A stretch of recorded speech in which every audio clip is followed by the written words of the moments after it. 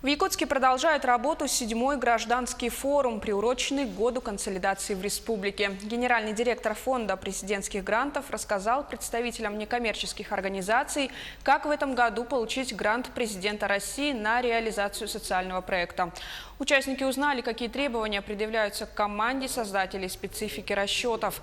Заявки на конкурс можно направлять по 13 направлениям. Второй конкурс стартовал 10 июня и завершится 31 июля.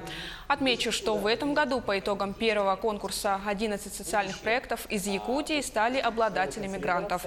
На реализацию своих инициатив организации получат более 17 миллионов рублей.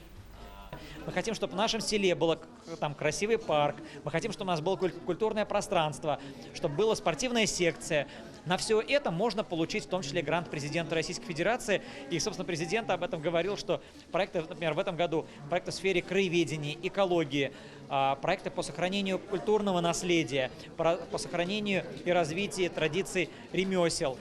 Это все находится в фокусе внимания фонда президентских грантов.